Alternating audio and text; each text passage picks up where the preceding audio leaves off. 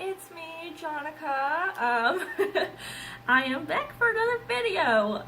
Thank you so much to everyone who watched my past video. It was a hard one to put out there, but I'm glad that I did it and I don't regret it. And just thank you for your support on it and moving forward. So today I wanted to talk about spirituality and my spiritual journey because it has changed quite a bit, and just sort of my interpretations of spirituality and just how I feel about faith in general. And I don't mean faith in just Jesus Christ, I just mean faith. Just faith. It's changed so much in my life. And so I'd like to kind of do a little timeline here and go over where I'm at and where I've been. So I was born into the church, a Christian church. My parents were young when they had me. They got married in this church. They had me, my sister, and my brother through this church. And I was, I made friends and we connected to so many other families, and these are my first memories. And while I was in this church, I believed in Jesus. It's hard to say because I was still a child, and so I would say I was devoted, but I wasn't devoted to the point where, I have a Bible on my nightstand and I'm flipping through it all the time and all that, but Jesus was part of my culture growing up, and it came as a bit of a shock to me when around, 8 or 9 or something like that, my parents told me and all of us that we were going to leave that church, and I was like, why? All my friends are there. Like, that doesn't make any sense. And I was very confused, but they said that they felt it was part of an organized religion, part of a religion that manipulated, and at least this particular church wasn't being welcoming to the ideas that they were coming into that would shape who they were. And I gotta say that one of the first things I thought was like, well, I won't get to see my friends, but I also thought, I don't have to get up early on Sundays. Which probably shows that I wasn't as devoted as I thought I was. Even though I've been baptized and stuff, I guess it just didn't stick because I don't think I was in it long enough to make that my own path. I feel like as children you can experience a lot, but there's a point, right, where if you have been doing something your whole life and you deviate from it, you might just be able to adjust and like, this is your life now. Some people, depending on where they're at maturity-wise with their age, will hold on to this stuff. So for me, I was at that point where my parents could have done anything, and I was just like, yeah, I'll go with you because I'm your kid. So I just went, right? And we became atheists, and I had a lot of conversations with my family because it's interesting to go from Christianity to atheism. How do you go from believing in something and dedicating your life to it to just not? And the reality is that it wasn't God that turned us away from anything. It was the people running the church who were uncomfortable with openness and experience and knowledge, and they were uncomfortable with being real with it. A lot of older Christians I noticed, and Christianity, back when I was in the church, it was all very, front. Everything has to be beautiful and like godly on the front, and on the inside there's not a whole lot going on because you worked so much on the outside. You know what I'm saying? So we didn't really, at least my parents who were youth ministers, they didn't have the freedom they thought to get real with people and with God. They didn't feel like that they had the freedom to do so. And it's completely understandable why we left. And the reality is when you've dedicated your whole life to something, to people, and you realize that, man, have they just been holding me back this whole time? It comes away with a little bit of spite. And it didn't help because our particular church, with these friends, and there's like some weird noise over here. It's what you get when you're a witch in a house. Lots of magic going on around here. We had been with these different families. I had had these lifelong friends that I had thought, and they turned on us. They turned on us. They were scared. Whenever we ran into them, they would, like, the fear of God get struck on them, and then they would not talk to us. They pretend that we weren't there. They basically equated us to the Antichrist because they could not fathom Christians finding God and leaving the church. It wasn't something that happened. To be clear, when I was young, the children of these adults who would turn and not look at me, these adults who I trusted and thought I could go to, their children didn't bother them. To them, I was still their friend. It didn't matter if I was going to church or not. The only difference is that we didn't get to see each other, so we grew distant, as most children do when you're not seeing each other all the time.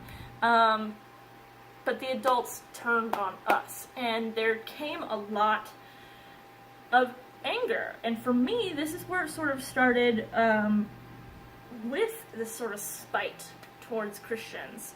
And I was a huge jackass to a lot of, anyone who was religious. I was a giant jackass because I thought I had it figured out, and I thought I had seen the insides of the church, and I had saw that it was nasty. And the reality is it was that church. It was that church with those people, with that particular preacher, that didn't give Christianity a good look. And I didn't realize that until years and years and years later. So in comes little angry Jonica from 9 years old all the way till about sophomore year of high school, where anybody, I would just try to make them feel bad about having a relationship with Jesus Christ.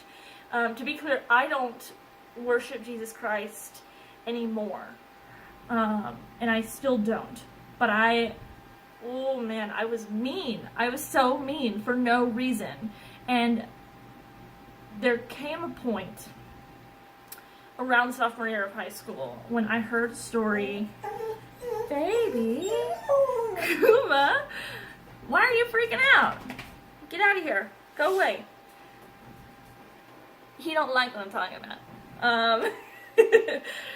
So there came a point where my dad had told me a story about one of his friends who had a shaky history with alcoholism, and the thing that saved him was his relationship with Jesus Christ. And my dad was, convinced that if he had not found the church and found this crutch to lean on, that he probably would have killed himself with just drinking himself to death, And it was at that point that I realized that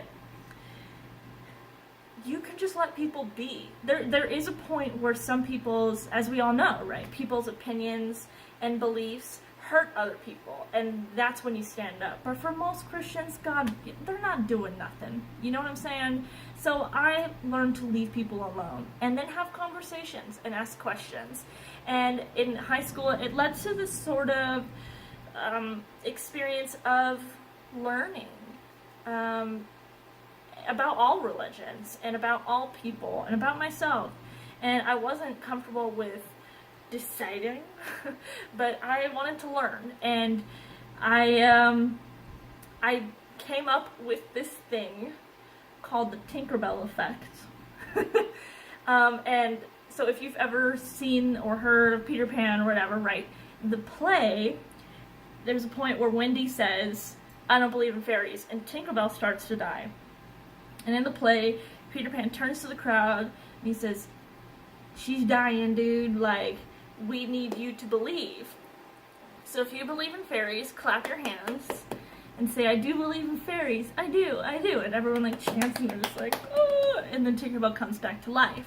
And so I started to implement that sort of Tinkerbell effect into religion, so to speak. If someone believed in Jesus, I'd go, hell yes. I affirm that belief, even if I didn't, because I wasn't willing to let Jesus Christ die. Not in the way that Tinkerbell, you know what I'm saying? If Tinkerbell had died, maybe for some random guy in the audience, he could have gone home and he would have been like, oh, that sucked. But he could have lived his life. With Peter Pan, he probably would not have been able to function very properly. He needed Tinkerbell, as some people need Jesus Christ, and some people need deities and spirituality to lean on. They need these. These are important. Religion is very important. Faith and spirituality is important to survival. And so I adopted this behavior of affirming beliefs and allowing myself to play into this culture of faith, even if I wasn't a churchgoer, even if I wasn't reading the Bible, if I wasn't practicing any sort of spirituality on my own. And it wasn't until about probably a year-ish ago when my friend Amanda, hi, you're like the only one who watches these, hello, she started to talk more about witchcraft, and she was telling me about some sort of spell or something she was doing. I was like, oh man, that's so cool. And I had seen a video about like making bitters for alcohol with your tears and things like that. And I was like, this is cool, witchy, here you go. It's a little witchy thing. I was like, oh man, I would totally do this, but I'm not a witch. And I can't do it because I'm not a witch. And she's like, why are you not a witch? I'm like, well, I can't be. Because I thought it was like a secret club or something like that. And she's like, you can be a witch, you know, like you don't have to like if you want to, you can, like it's okay. And so she kind of like was the first person to really give me permission. And wow, now that I say it out loud, she's really the first person to give me permission to explore my spirituality, and not just from the outside, not research it, but practice it. When I was younger, there's those wizardology and fairyology books, and I had a wizardology one. We were in the store, and I was looking at it, and I was flipping through it, and I was like, oh my god, like, these are actual magic spells, like, literally, actually real. And I saw the spell for invisibility, and I'm sure if you've had the wizardology book, you probably know exactly what I'm talking about. It's on the bottom of the little page. There's a little dude, and he's, like, going invisible, right? And, I was like, I gotta get this, and I gotta go home right now and try this invisibility spell. And my dad was like, look, you can get this book, but you're not allowed to practice magic. You're allowed to research it, but you're not allowed to practice it because it can be dangerous. And I was like, oh shit, I'm gonna die if I practice this, so I better not. So I researched and researched and researched, and it wasn't until way later when Amanda gave me that permission to practice it. You know what I'm saying? Which is amazing. And so I did. And it's been a really, really amazing and healing and profound experience in my life that I have just been wanting to just tell everyone about, because it is amazing. Witchcraft is amazing. And not just witchcraft, it's exploring. It's the practice of spirituality, the practice of faith, whether it be in Jesus or, you know, anyone from the Greek pantheon or the earth or yourself, whatever it is, practicing it is a beautiful experience. And I would highly encourage you to practice little bits of spiritualism and faith in yourself or whatever every day, every week, and see what changes. See how things start to differ in your life than they would have if you didn't have faith to have a crutch on. So recently I have been, I've been practicing witchcraft, and I was always saying I I practice witchcraft. I'm not a Wiccan. I don't do any religion. Don't even bring that near me. I just light some fucking candles and like fucking smell some herbs, and that's witchcraft, and get off my back. And it's already been super great. But, as you know, if you watched my fairy video, I've had a recent, very powerful, tangible magic experience. And it's like a drug. It's like a goddamn drug. And I have been in mourning since then. Because I want that magic back, baby. I want it back, you know? I want to feel it everywhere, all the time. And, you know, there's little glimmers of it all, you know, everywhere, right? But it's not happening as frequent as it was during that month or so. And there's this feeling of sort of like, am I not special enough? Am I doing something wrong? Am I not practicing witchcraft enough? What am I doing, right? And so I've been thinking about it, and it wasn't until recently where it hit me about that wizardology book and hearing from a young age, you're not allowed to practice magic. And a few weeks ago, I gave myself extra permission. You know, Amanda had given me the permission to explore, and I had put up walls in the middle of the pathway. So she said, go for it. And I went, okay, but only to this point, right? And like, I'm watching all of these witchcraft videos and people talking about their experiences with fairies and spirits and in their own practices, and it's mind-blowing, it's jaw-dropping. It almost doesn't seem real because it's so crazy, the amount of magical energy that these people are experiencing. But I know that it's real because I've had those feelings before, you know? And I'm like, what is the difference between me and anybody else sharing these experiences? And some people got like videos and like, I've been watching a lot of Harmony Nice recently, and if you're a witch, go watch her. Are you kidding me? Like, she's got like 1,000,001 videos on experiences with spirits. And I'm like, what the hell am I doing differently than she is? And the reality is that I have not given myself permission to thoroughly explore. And so I have been knocking down at that wall in the middle of the path, and oh my gosh, there is so much. And as it turns out, there was something magical waiting just on the other side of that wall. And I didn't even realize it. And I bet you it was there the whole entire time. And I just walked right up to that wall and I sat there. It was just on the other side. So it's crazy, right? So a few weeks ago, give myself permission. I asked permission to, you know, explore more with spirits and whatever, with my brother and my fiance who live in the house. In case I happen to bring something in the house, just letting them know ahead of time, and got it all covered here. And then one day, I'm like, I need to go to this bookstore. And there's this sort of like trade bookstore in town. I was like, I gotta go. Something is pulling me there. I have to go. And so I'm like, I'm gonna go look in their witchy section. And I go with my fiance and I look at all the books, and I'm like, they're like kind of okay, but like, they're not hitting what I'm here for. I'm here for something specific and I don't know what it is. And it's not any of these books. And there's this case, like a glass case with, you know, a bunch of really beautiful tarot decks and whatever, little knickknacks and things like that. And there is this necklace. Let me see if I can, there it is. Isn't she beautiful? Looking at this necklace, and Bryant and I, my fiance, we're just like, whoa. What is that? Like, we have to get that. Bryant said, you have to get that. And so, we get it. It's only like $6 too. Awesome, right? And, I got it and I was like, man, like this is powerful. And you know, part of building up that wall was not allowing deities to come into my life, not allowing Wicca into my life. And I think the thing that was great about finding this necklace is it felt like a sign. And I felt like for the first time that I was being communicated to.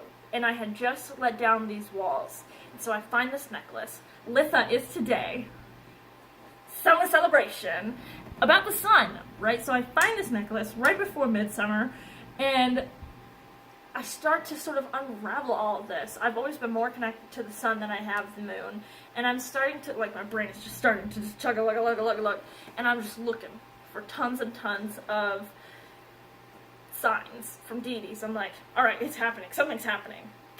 And I wrote in my grimoire, I'll have to do a grimoire tour soon because it's getting really beautiful, but I wrote a little piece, you can hardly tell what it says, but I talked about this necklace, and I literally said, the question is, who are they? When will I find them? I'm not sure, but I'm excited and hopeful and just can't wait to meet them. In the meantime, I will just enjoy the ride.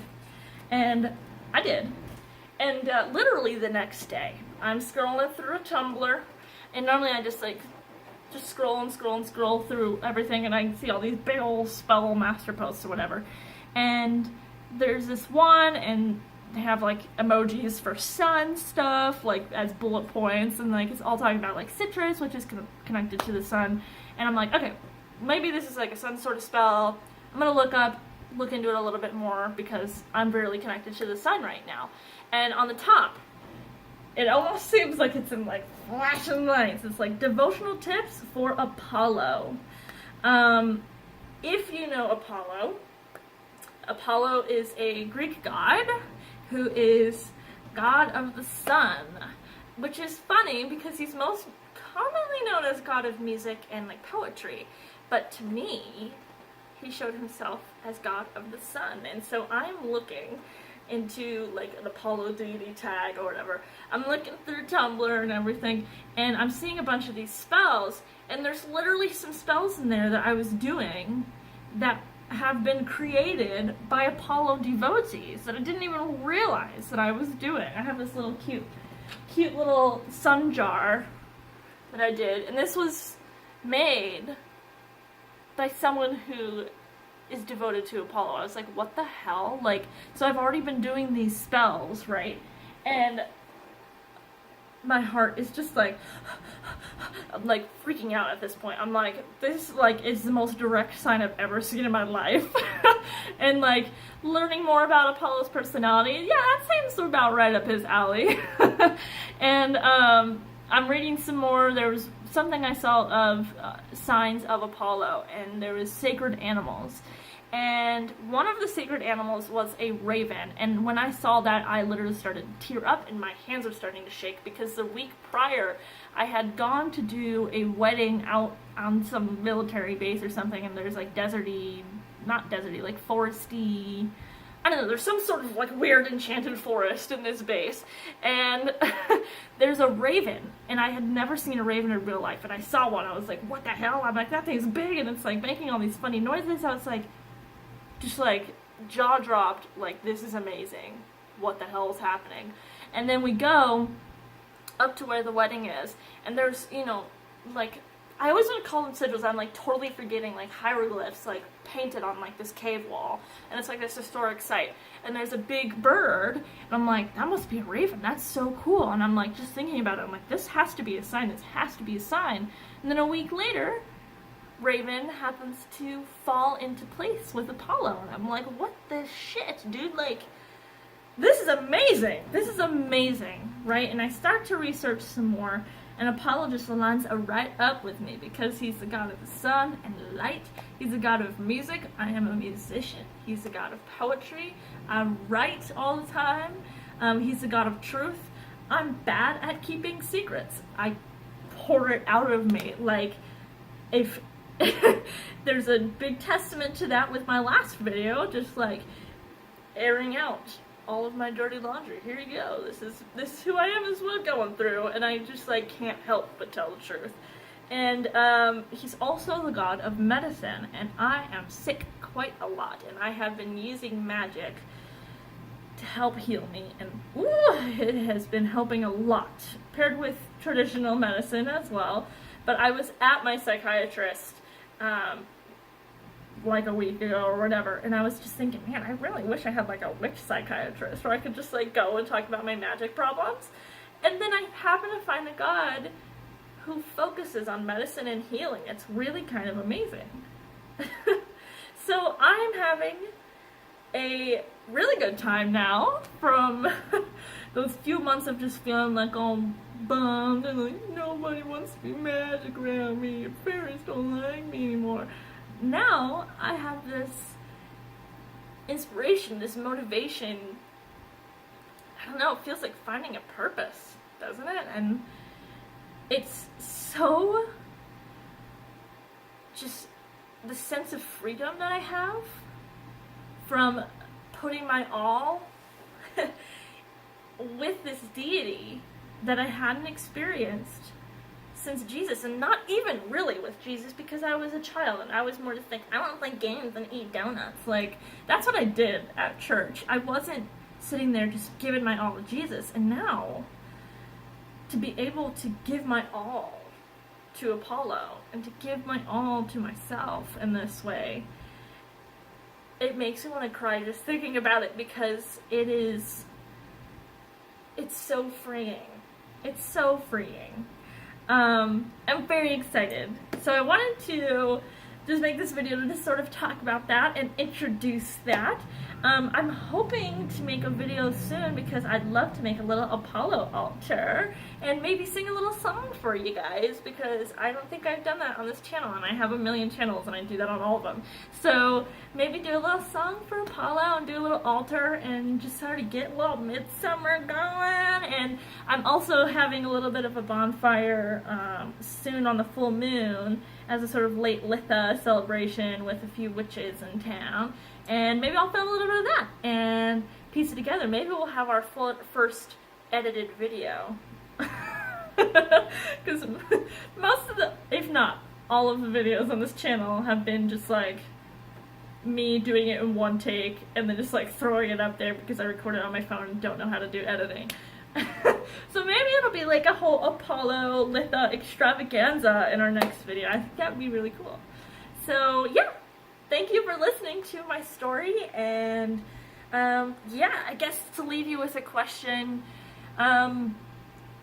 where is the most, like, when was the most profoundly spiritual moment in your life? What was that like? Or have you not experienced something profoundly spiritual, and are you looking for it? Alright, I will see you in the next video. Happy Litha, everybody!